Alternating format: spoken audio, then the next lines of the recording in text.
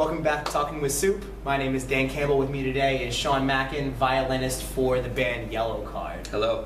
How are you? I'm great. How are you? Good. A little sick. But Yeah. let's go a little under the weather. We got the Euro sickness. Absolutely. We're in a dressing Tuberculosis. room. I think it's tuberculosis. I think that's what I've never had it before. So this is probably This it. is what it feels like, I think. Yeah.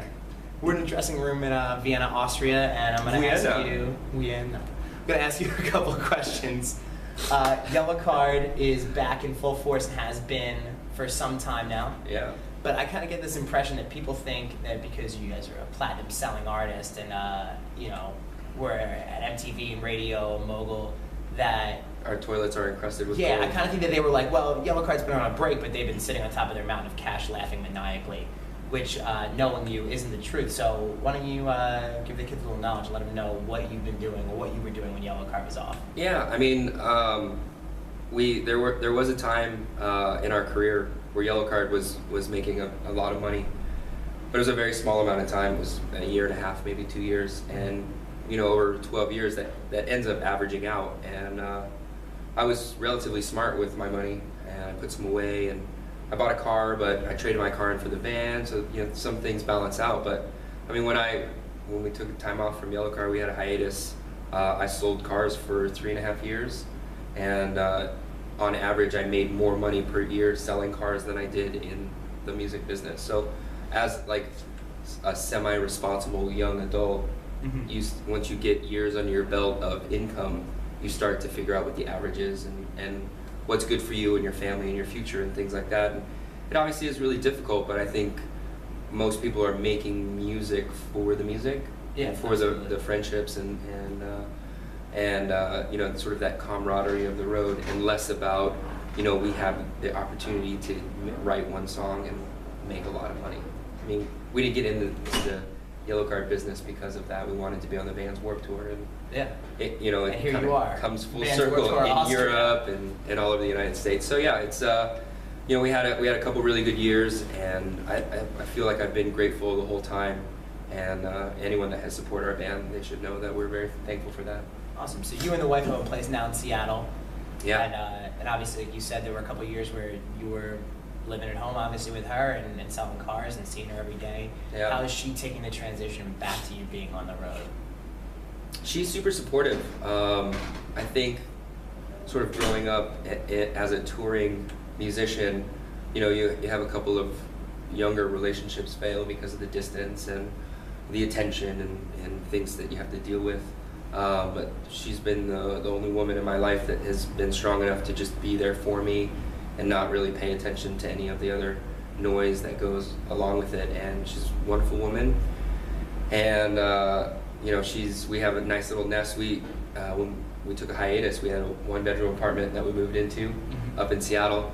And then after years of selling cars, and she's a nurse, we were able to buy a house. So it wasn't that we had the platinum money and just put a huge down payment on this baller house. It was a nice little new construction. Yeah, nice place to hang place to hang my hat. And I'm excited to come see it. You should. I invited Dan over. I'm gonna cook him dinner. And he was on the fence, but he's like, "Oh, you're gonna cook for me? All right, food? All right, I'm coming over now."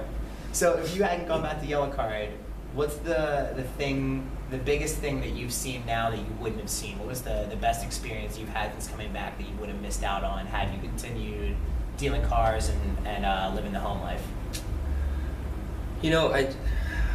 It's tough. It's hard to pick out just one moment, and I think for me, there's a couple different things. Last year, I was battling an illness. I had thyroid cancer, and just being in the studio with the guys, and we haven't really had to deal with anything like that. But having them working around my schedule with surgeries and radiation treatment, and coming back in the studio and trying to figure out how to sing with swelling in my voice and trauma to the area, and just sort of having that support. And when we released Southern Air, it really felt like Ocean Avenue, like we were really working together, and they're really sort of there for me. And a lot of our time we've spent with writing and egos in the band, and it's easy to sort of drift apart in friendship. So this was the first time in a long time we felt really close, and we're working really, really hard. So that was a really special time for Yellowcard. And I think also it's no secret one of my favorite songs is a song that we recorded on Ocean Avenue. It's called Believe. Mm-hmm. And we sort of commemorated the heroes that gave the ultimate sacrifice to try and save other people in the 9/11 tragedy. And every night we play that song, and it means so much to different people. Like the meaning of the song has changed for different walks of life and over the years. But every night when we play that song, we just played in London at this church, and it was just sold out. And it was the first show to sell out even before our U.S. dates. And we played in this church, and it was just a magical moment. People were just singing it, and so those moments are, I think, what I would miss out on. Just the people that love our band, the songs mean so much to them. I think that's really important. That at this point in my career, I still see that, and I still see the passion, and it makes me want to be better as a musician. Absolutely. So the thyroid's gone now. No Or most of thyroid. your thyroid. All of it. All of it's out. Yeah. And a lot of lymph nodes. Yeah. As well. Correct. 50 in that. In the neighborhood of 50 lymph nodes right. have been removed. Yeah. How many do you have? You have a lot. I've heard hundreds. They're like little sewer systems. Like they put the waste there, and then your body cleans it out or whatever. So my body was like putting like cancerous thyroid cells. Like, yo, we gotta get rid of this. Into the lymph nodes. My thyroid was still making. I'm like, something's wrong. I don't know what to do. So without your thyroid, that's the source of your energy as a human. Yeah. And I know that you have to take a number of drugs for it. Yeah. And there's certain things you need to do. So what's touring been like post-thyroid? Well, immediately it was sort of getting used to my new normal. I think like at every point in someone's life, you're searching for a normality. As a young adult, you figure out there's no normal, right? But I think the word is consistency, and you just want to feel good. You want to feel healthy. You want to feel like you know what you're doing. So for me, my new normal was getting my body chemistry right, and I don't have this natural hormone that I was having, so I was getting this synthetic and getting my body used to it. And I think the hardest part is that I've always had like a limitless source of energy. Like if you know me personally, it's like, let's throw the football, let's wrestle, like let's go hard on stage, like that's just who I am. And after that, it was like I still wanted to do that at times, and then I would just crash, like fall on my face. Before we play a show, I'm like, I can't keep my eyes open. I have to take like a 30-minute nap before we go on stage.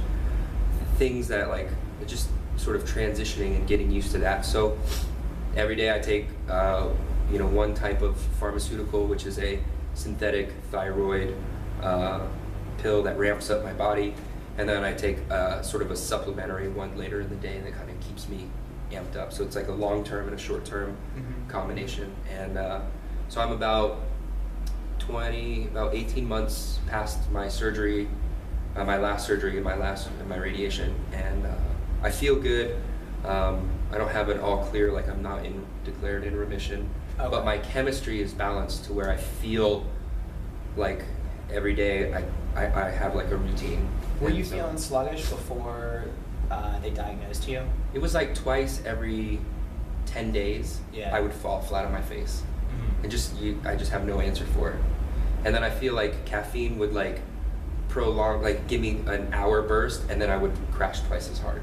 So diet and exercise, I've always been relatively healthy, have a cheeseburger here or there, or have a beer with the guys, or I am only human, but those are my vices. So it's like learning how to still balance myself with the synthetic pill, you know what I'm saying, and then try and figure that out. So I think it also, there was a component of time as my body was changing to figure out, oh, this is the new thing. Like, so it took about a year and a half, but I am in a place where I have good doctors, and I have a system to where when I run out of drugs, I know how to get drugs when I'm on the road. Great. Like prescribed drugs. Yeah, no, of kids course.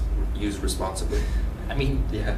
Drugs to make you live. Yes, more or less. drugs to keep me Continue alive existing. and look relatively healthy. Yeah. So you mentioned the 10-year anniversary tour. Ocean Avenue's been out for 10 years. I was talking to Ryan a couple minutes ago in the other dressing room, and I was saying that when I was 17, maybe, like a litmus test for how my voice was coming along as I was trying to teach myself to sing, is I would listen to Empty Apartment, and I would try to hold out that note he does towards the end and Oh, see yeah. like how many seconds into it I would have to stop. Oh, it's ridiculous. So then what does it feel like for you? You guys were a part of a whole community of bands 10 years ago, and now you're back and you're kind of a part of this community now, and we love that you're here, but to have to hang out with assholes like me that grew up listening to your band. Yeah, it's tough. It's really tough. You're like a generation above us, so does it feel like you have an older brother role, or do you just feel like everyone's homies, or do you have something to impart where you wouldn't want to impose in that way? Because I feel like you've taught me a lot. Thank you. And no, yeah, anytime. No, I think it's both. I want to always be like I think naturally I'm a big brother. I'm the oldest in my family. I'm the oldest in the band. I've always kind of been the dad or the drill sergeant or the driver or whatever. Mm-hmm. And so I feel like that role is pretty easy. But a lot of times, like I still feel, 22. I know I'm old and wrinkly and gray and bald. I think and that all look this older stuff. than you. You look younger than me. I think and that's, you beat cancer. I think that's well. I'm beating it. You're beating cancer. I have like the And Asian look healthier gift. than I have do. the skin is like still kind of tight in some areas, not so much. But no, I mean, look, music's music, and again, I think there's a brotherhood, or there's a friendship thing that has always been passed down, and we're the elder statesmen now. But it's just, I'm very fortunate to be in Yellowcard and to have the career that we've had, and it affords me the opportunity to do this and hang out with you guys, and it's just a part of the beautiful life. But I don't think you're an asshole. He is very opinionated. But this is a man here that I threw him a low pass and he slid on concrete. I mean, he was just playing I still all have the hard. scar from it. Yeah. It's Sunday this now. This guy was like, I'm going for this ball. Sean Mackin's throwing me the ball. It's Sunday now. You're in your Manning jersey. Yeah. We have a big Obviously, game tonight. A big football fan, and Yeah. I've heard things. Keith's talking about flying you into Florida to be a ringer for his team. Yeah. You're a QB. When did you learn to throw the ball? You were teaching me some tips the other day. I'm not the best. My brother-in-law, he was a quarterback for Oklahoma University. Oh, really? And since before I met him, I just, have a love for sports. I think all music nerds, there's some type of want to be athletic, and Yeah. my mom has just worked really hard to, sort of shape me into the best Japanese human possible. So it's like I'm good at golf, good at tennis, and then I play basketball and football with my friends for years, just growing up, and then violin like every day. So that was my disciplined upbringing, and I just love playing football. And when I would play with our friends, like we never had, I actually love being a receiver, but we never had anyone to throw the ball. Yeah. So I was like, I'll throw the ball, like I'll figure this out. Cool. And so I just had years and years of being the big brother and throwing the ball. So Right. Well, I'm gonna try to get the last one in under the time limit. yes, let's do it. I try to end every interview on a negative note. I can't wait. So, someone out there wants to be Sean Mackin. Yeah. And you've lived through it. You've found the pitfalls. I need you to give them a cautionary tale. What's the biggest mistake you've made in your career? Oh, biggest mistake I've made in my career? I would say go easy on the people that it's a little harder for them. Like, people are going to be negative and sad, and they're going to be a little bit more, whiny. Just go easy on them. That's okay. For me, I've always wanted to be like the tough guy, like tough love, power through it. Your life is blessed, but just go easy on everybody. It's not so serious. Not everybody has the same outlook. Yeah. Cool. Well, thank you so much for doing this. Thanks man. for your I really time. appreciate it. Thank you for your time. See you guys. Go Broncos.